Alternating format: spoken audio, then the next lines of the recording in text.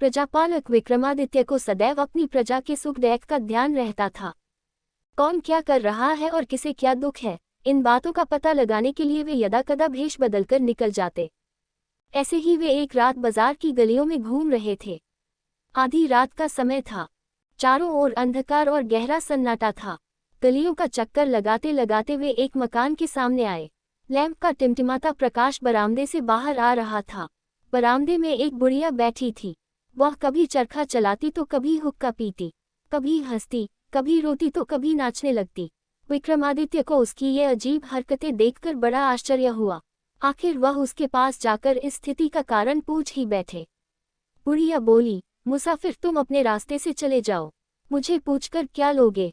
विक्रमादित्य कहने लगे, नहीं माँ, तुम निधड़क होकर मुझे बताओ, मैं तुम्हारे दैख को अवश्य दूर करूंगा। बुढ़िया बोली, मुसाफिर, अगर मेरे दैख को कोई दूर कर सकता है तो वह सिर्फ राजा विक्रमादित्य ही है।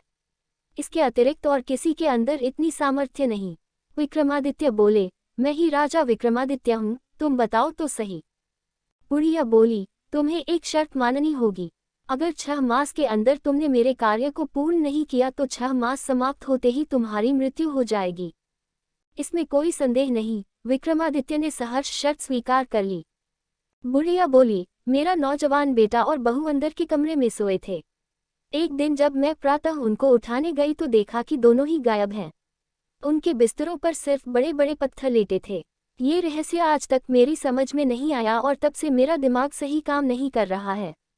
मेरी हालत पागलों जैसी है। अतः तुम 6 मास के अंदर मेरी बहू और पुत्र को अपनी प्रतिज्ञा अनुसार वापस ले आओ, अन्यथा 6 महीने होते ही तुम्हारी मृत्यु हो जाएगी। राजा ने बुढ़िया से विदाई ली और उसी रात राजधानी का परित्याग कर बुढ़िया के बहू बेटे की खोज में निकल पड़ा। घूमते घूमते कई दिन व्यतीत हो गए। भूखे प्यासे भ्रमण करते करते उन्होंने दुनिया का कोना कोना छान डाला, लेकिन कहीं भी उनका पता न चला। एक रात वे एक नदी के किनारे पहुंचे। थकावट के कारण सारा शरीर चूर चूर हो रहा था, अतः नदी के तट पर लेट गए। नदी के किनारे की शीतल वायु के लगते ही उनको नींद ने आ घेरा, लेकिन चिंता के कारण नींद भी कितनी देर रहती। रात के 12-1 बजे के करीब उनकी नींद टूट गई। सोचने लगे, 5 महीने तो समाप्त हो गए, लेकिन मैं अभी तक अपना वचन पूरा नहीं कर सका। 6ठा महीना समाप्त होते ही मेरी मृत्यु निश्चित है, अतः इससे तो अच्छा है मैं स्वयं ही नदी में छलांग लगाकर अपनी जान दे दूं। ऐसा विचार आते ही विक्रमादित्य नदी की ओर चल पड़े। ज्यों ही वे छलांग लगाने लगे त्यों ही उन्हें अंधेरे में कपड़े धोने की आवाज़ सुनाई दी। उन्हें बड़ा विस्मय हुआ कि इतनी रात बीते कौन कपड़े धो रहा है। चलकर वहीं पहुंच गए। धोबी से पूछा, अरे भाई, तुम्हें आधी रात के वक्त कपड़े धोने की क्या आवश्यकता पड़ गई। धोबी बोला, महाराज क्या करूं, हमारे यहाँ अनारकली नाम की लड़की है जिसने आज तक सूर्य का मुख नहीं देखा, दूसरों को तो देखना ही कहाँ। उसके जितने भी काम होते हैं वे रात को ही किए जाते हैं, यहाँ तक कि उसके कपड़े भी रात को ही धोकर सुखाने पड़ते हैं। राजा को ये सुनकर और भी हैरानी हुई। वापस आकर अपने स्थान पर लेट गए और बड़ी देर तक सोचते रहे, लेकिन ये गुत्थी सुलझी नहीं। वे सोचने लगे, एक तो मैं ऐसे ही दुखी हूँ, फिर इस झंझट में पड़ने से क्या लाभ, अतः अब तो मुझे डूबकर ही छुटकारा ले लेना चाहिए। वह फिर चल पड़े। जैसे ही डूबने के लिए तैयार हुए, उनके नाक में धूप की बड़ी मीठी मीठी सुगंध आई और साथ ही निकट से शंख ध्वनि भी सुनाई दी। विक्रमादित्य सोचने लगे, 2 दफा रुकावट पड़ गई, इसका मतलब ये हुआ कि अभी मेरी मृत्यु ही नहीं, प्रातः हो रही है, शायद कोई साधु महात्मा भगवान की पूजा कर रहा है, चलो उन्हीं के दर्शन करूं। चलकर महात्मा जी की कुटिया में पहुंच गए। महात्मा जी के चरणों में प्रणाम किया और एक तरफ बैठ गए। महात्मा जी उन्हें देखकर बोले, पथिक, लगता है तुम इस समय बहुत दुखी हो, लेकिन तुम्हारे मुखमंडल के तेज से ऐसा आभास हो रहा है कि तुम किसी उच्च वंश से संबंध रखते हो। विक्रमादित्य बोले, महात्मन, मैं राजा विक्रमादित्य हूँ, संकट में होने के कारण नदी में डूबकर मरना चाहता था। इतने में शंख ध्वनि सुनाई दी, अतः मरने से पहले आपके दर्शनों के लिए आ गया।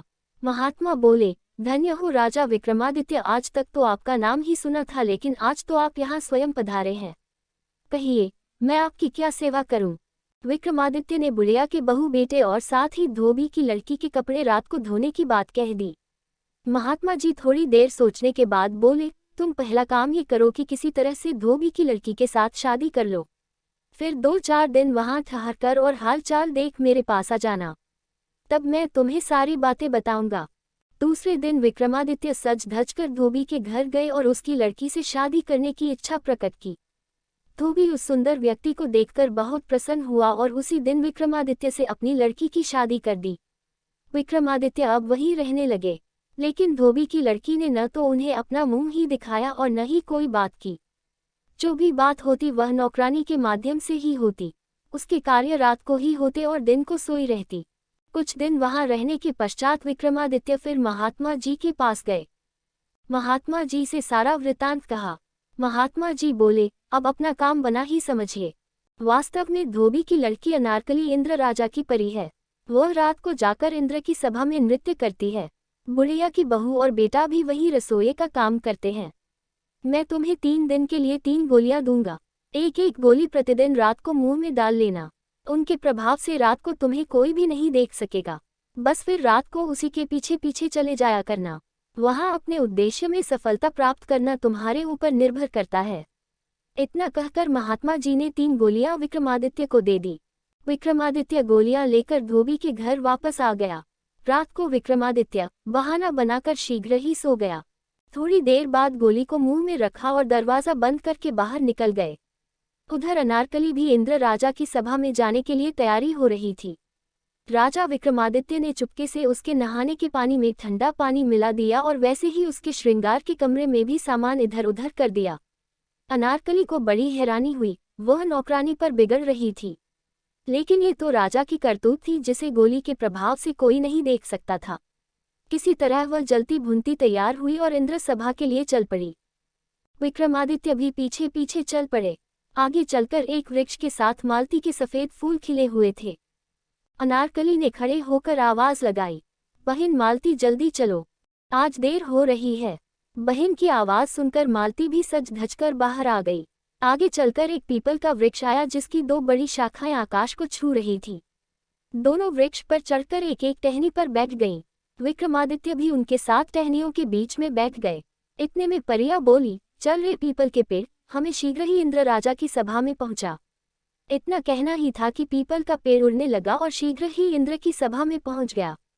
दोनों परियों का इंतजार हो रहा था। उतरकर नृत्य मंडप में जा खड़ी हुई। विक्रमादित्य भी ढोलक बजाने वाले के पास जाकर बैठ गए।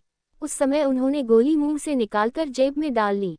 सभा भवन में लगे हीरे मोतियों की चमक आंखों में चकाचौंध उत्पन्न कर रही थी। चारों ओर सुवासित पुष्पों की सुगंध से वातावरण महक रहा था। चंद्रमा की शीतल चंद्रिका अपनी ज्योति से सभा भवन की सुंदरता को निखार रही थी। इंद्र पत्नी सहित सिंहासन पर आरूढ़ हुए। देवताओं ने जय जयकार की। वाद्य यंत्रों की मधुर ध्वनि और ढोलक पर पड़ी थाप के साथ नृत्य आरंभ हुआ। लेकिन ढोलक वाला कुछ सुस्त था, नृत्य में गति नहीं आ रही थी। विक्रमादित्य अपने को रोक न सके। उन्होंने उससे ढोलक मांगी। ढोलक वाला भी रोज ढोलक बजा बजाकर तंग आ चुका था, अतः उसने खुशी खुशी ढोलक थमा दी। बस फिर क्या था, विक्रमादित्य के ढोलक पर हाथ पड़ते ही नृत्य सभा में मादकता आ गई। सभी मस्ती से झूमने लगे। परियों ने उस दिन ऐसा नृत्य किया जैसा कभी नहीं हुआ था। चारों ओर वाह वाह हो रही थी। नृत्य समाप्त हुआ। इंद्र ने प्रसन्नता से गले का नौलखा हार उतारकर परियों को दिया। परियों ने वही हार ढोलक वाले को दे दिया।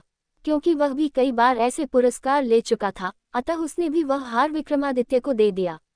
विक्रमादित्य ने हार लेकर चुपके से जेब में डाल लिया। इंद्र की सभा विसर्जित हुई।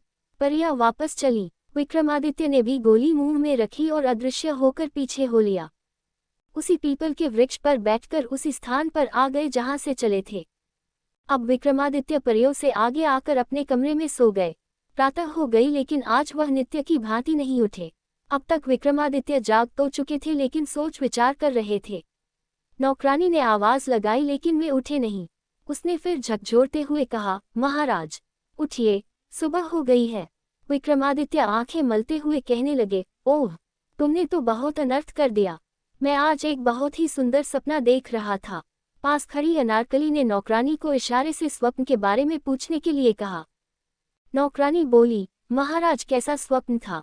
विक्रमादित्य बोले, ऐसा लगता है जैसे मैं आज इंद्र राजा की नृत्य सभा में गया था। वहां मैंने बहुत सुंदर ढोलक बजाए। इंद्र बहुत प्रसन्न हुआ और इनाम में मुझे नौलखा हार मिला।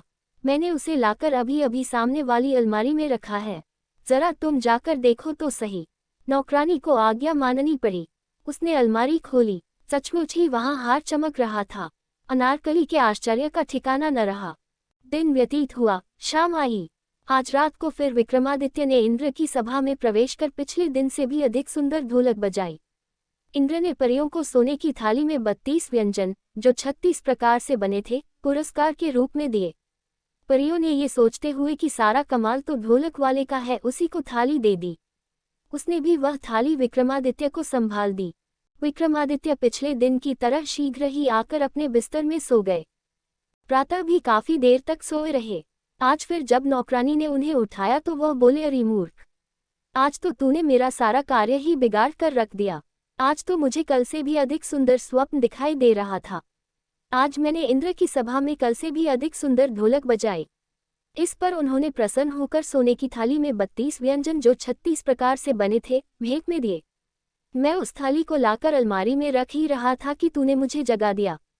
जाओ देखो वहां है या नहीं। सचमुच वहां थाली व्यंजनों से भरी पड़ी थी। पास ही अनारकली खड़ी थी। उसे काटो तो खून नहीं। उसकी समझ में ये रहस्य नहीं आ रहा था। सारा दिन उधेड़बुन में बीत गया। अंत में हारकर शाम के समय उसे राजा से बोलना ही पड़ गया, महाराज, मेरी समझ में ये रहस्य ही नहीं आ रहा है। सच सच बताए, आपने ये सब कैसे किया? विक्रमादित्य ने अपना सारा भेद बताकर बुढ़िया के बहू बेटे की कहानी भी सुनाई। अनारकली यह सुनकर बहुत प्रसन्न हुई कि यही राजा विक्रमादित्य है। उसने कहा, आज आप फिर चलिए और ढोलक बजाने की सारी कला को सभा में उड़ेल दीजिए। जब इंद्र बहुत ही प्रसन्न हो जाएं और कुछ मांगने को कहें तो 2 वचन मांग लेना। एक में मुझे और दूसरे में बुढ़िया के बहू बेटे को, जो वहां रसोई का काम कर रहे हैं। रात होने पर विक्रमादित्य फिर उसी सभा में पहुंच गए। आज उन्होंने जो ढोलक बजाई तो कहना ही क्या। परियों ने ऐसा सुंदर नाच किया कि चारों तरफ वाह वाह हो उठी। इंद्र मस्ती में सुध खो बैठे। नृत्य समाप्त हुआ। इंद्र ने परियों से कुछ मांगने के लिए कहा। परियों ने कहा, महाराज, आपने कुछ देना है तो ढोलक वाले को ही दे, यह उसी का कमाल है। ढोलक वाला बोला, महाराज, आजकल तो कोई और ही ढोलक बजाता है। आप कुछ देना है तो उसे ही दें। विक्रमादित्य से पूछा गया। उन्होंने 2 वचन मांगे। एक वचन में अनारकली और दूसरे वचन में बुढ़िया के बहू बेटे को, जो वहां रसोई का काम कर रहे थे। इंद्र को ये जानकर बड़ी प्रसन्नता हुई कि यही राजा विक्रमादित्य है। उन्होंने अपने वचनों को पूरा किया। इस तरह राजा विक्रमादित्य 6 मास के भीतर ही परी अनारकली और बुढ़िया के बहू बेटे के साथ अपनी राजधानी वापस गए। बुढ़िया के बहू बेटे को उसके पास पहुंचाया और अनारकली के साथ अपने महल लौट आए। सारी राजधानी में खुशियां मनाई गई और विक्रमादित्य फिर सुखपूर्वक राज करने लगे।